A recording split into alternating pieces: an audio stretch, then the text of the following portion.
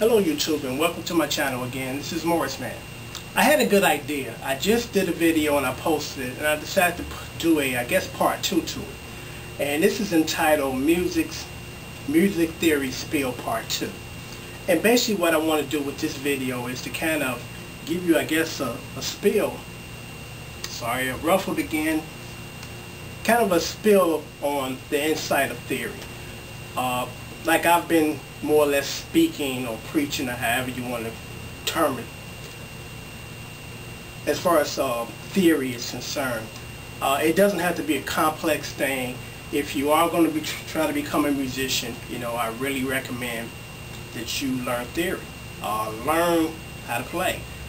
There's nothing wrong with trying to pick up some stuff by ear, but don't take that route of I'm just going to try to figure this out or let somebody show me a few finger positions, because that really won't get you anywhere unless you just kind of want to play around the house or whatever. But if you want to kind of take your music to another level, and at some point you're going to want to do that, that's the route you want to take. You don't want to spend 2 years doing the wrong thing, then turn it around and try to redo or figure out or do the right things. That's a waste of time. So the purpose of my video is to try to cut through that and save you from spending 3 years doing things that are not going to benefit you to become a better player. I unfortunately took that route. I didn't want to take it voluntarily, but I was kind of pushed in that direction where I didn't get the proper training. So I spent 2-3 years kind of aimlessly roaming around, playing stuff that I didn't know what I was playing, wasn't playing it right. So I'm trying to save people from that path because it's a waste of time. So I'm going to try to make this short. A couple of years ago, I was sitting and watching TV, flicking through the channels, and I ran across a gentleman on the PBS channel. His name is Scott.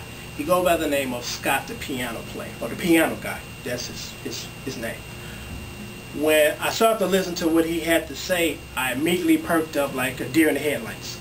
And I immediately hit the record button on my VCR because I knew that whatever this gentleman was about to tell me, I wanted to keep hearing it over and over. And what he basically said, and I try to, summarize it, and I agree with him 100%. And that's why I'm the player that I am today, because I ran into a gentleman that had the same philosophy as Scott. And that gentleman's name, again, is Frank Ramon, Chicago, Conservatory of Music on Michigan Avenue.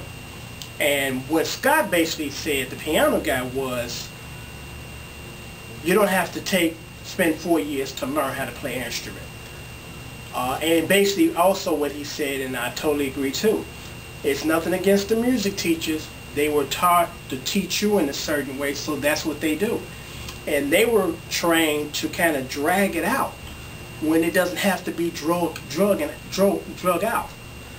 Something that normally takes 2 years as far as tackling an instrument shouldn't take no more than 6 months. If you committed and if you're given the right necessary information and tools, you can nail this in 6 months. I'm not going to say that you're going to be the best in 6 months, but at least you know what you're doing and you're on your way to becoming really good. And that's what the piano player was kind of emphasizing. I totally agree, because I went through that path, so I can totally identify. I spent years trying to play it by ear, trying to figure it out. I went to music teachers, and they basically put me on the path of teaching me stuff that I would never use, and I got frustrated. I'm like, basically all I want to do is play the stuff that I hear on the radio. I mean, that's all I want to do. And that shouldn't take 3 years, but the method that most guitar teachers or teachers use is that method. It puts you on a 2 or 3 year track, and most of us don't finish that track. They say that, I'll give you an example, the Mel Bay guitar instructions, there's like 4 books. It might be more now. When I was studying, it was like 4 books. They say that only maybe 3% of the people that started get to the 4th book. 75% of the people that finish the 1st book give up. They just say, you know what, I haven't finished this whole book and I still can't play the stuff I want to play on the radio. And that's the reason why I came in here, to play the stuff on the radio. So when the piano guy was talking about that, I totally agree with him, because again, that's the path that I was put on. But it shouldn't take you that long. And the way that the most music instructors are teaching you, they drag it out, and it doesn't have to be drug out. So what Scott, the piano guy, did was I put together a program for piano players to get you there within about 6 months. And the approach that I'm about to do today, or start, is that version for guitar players, because it shouldn't take you that long to play this neither. And what Frank Ramon did for me, and I mentioned this in this video, I went to one lesson with him. I studied a 45-minute lesson, and I kid you not, after that 45-minute lesson, a week later, I went to Lion Healy Music, which is no longer in existence, and I picked up my first sheet music and played it from start to finish. It was Tony Braxton's Unchained My Heart. I played it from start to finish. It wasn't trying to figure it out back in, playing a little piece of it and didn't know the rest of it.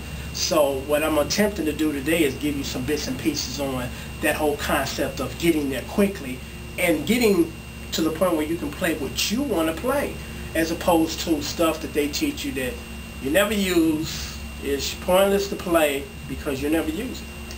So here was just a few things that Frank kind of laid out to me. And here is something I'm about to show you that most instructors don't share with you. And it's not that they holding back, they just don't realize how important this bit of information is to you, and they don't share it with you. And here is one example. You know, I'm looking at some sheet music here, just randomly. Let me see. Okay. The Police, which is one of my favorite bands, this particular song is called Voices in My Head. Came out, I think, up in the early 80s. Had a really funky bass line groove to it, and it was really hot in the R&B and the black clubs. And this particular song, this is just using this at random. Now try to bring it up close so you can see what I'm talking about. But right there, over the melody, there is what's called the chords. And this is for guitar players as far as fingering. Now the problem with that is this, and this is very important. All of the sheet music, no, I won't say all, I say 90-some%, because there are some that's called total complete transcription, meaning that they give you the notations of the actual parts that are played by the players. What most of these books give you is this. They give you these chords in first position. And what I mean by that is all of the chords that you would play would be within these first 3 bars. That's called first position. The majority of the song music or the song books, they are in first position. Here is the problem with that. Unless you're playing folk music and some pop music, these fingerings are not helpful to you, because the majority of the R&B, blues, and a lot of the pop stuff, the chords that they actually play on the records are not in first position. So it's going to sound different. And here's an example of that. Where is my guitar pick? Okay, this is a C chord, open position. This is a C chord also. This is a C chord also. They're all the same chord, but the difference is in tonality. Some are brighter than the other ones, some are darker in tone than others. Now here's why this is important. Depending on the song that you're playing, because when I was growing up, me and my buddy, shout out to Tony, we were trying to come as close to the record as possible. We want to sound just like the guy on the record. And the reason why it's important it's called voicing. You know, this is a C chord in open position. This is one voicing. Here's C in another position. This is another voicing. Here's a C in another position. Another voicing, meaning that they sound different from each other, but they're the same chord. And the reason why that is important, because depending on the song that you're playing, and you're trying to at least try to come as close to the sound of the song as possible, you want to use the right voicing. And that's very important, that a lot of times, unless you get into really deep classes in theory, they don't touch on that. I think they should be able to touch on that much sooner than a year later or 2 years later, because, you know, out of the gate, you want to start playing stuff. And within 6 months, you should be able to play all that stuff. But that's something that they don't teach you until later, and they should take that and move it up forward, because, again, here's the problem with that. the majority of these songs that are tabulated, they're in first position. They're in first position.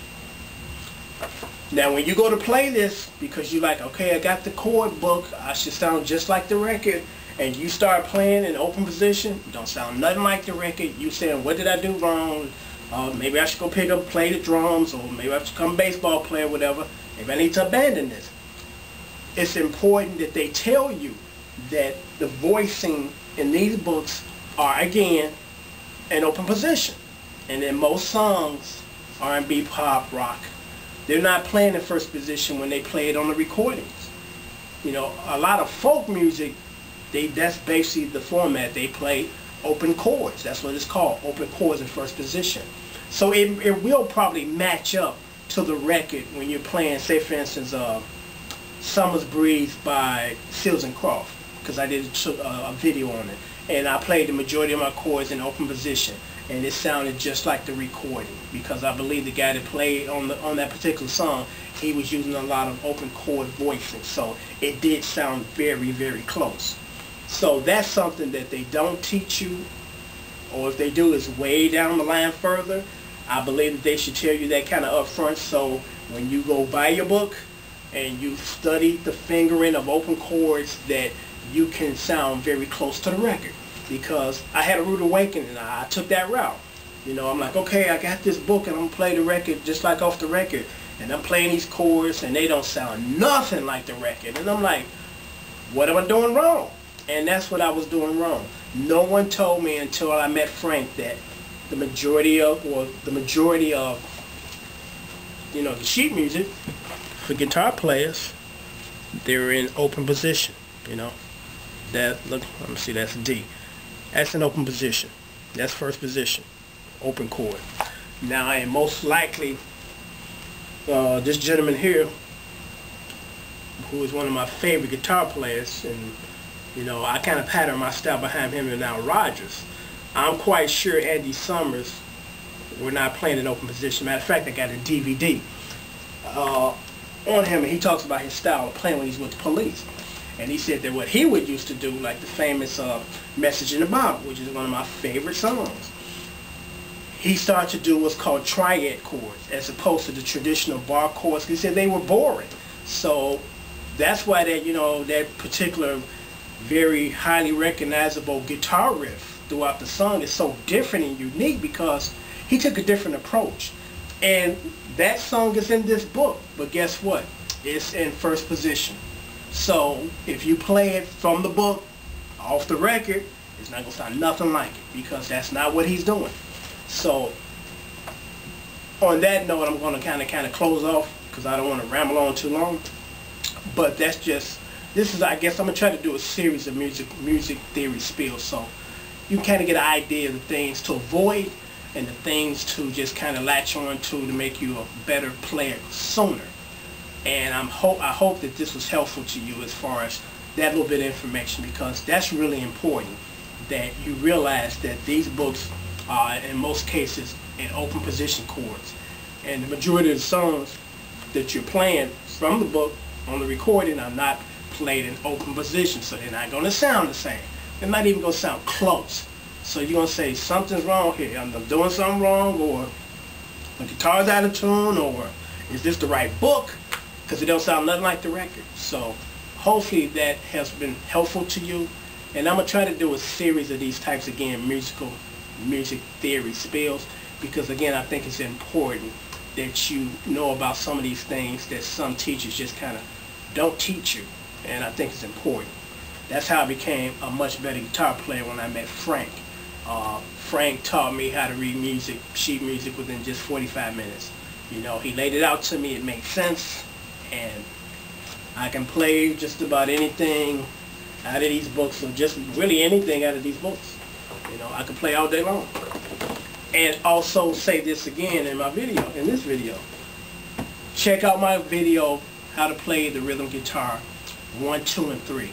I kind of expound a little more on the whole theory thing as far as how to play and how to learn how to read sheet music quickly, and how to be able to get to playing the stuff that you want to hear, that you want to play off the radio. So I hope this has been helpful. If you got any comments, put them down there, and I'll get back to you. Thank you for viewing my channel. Take care.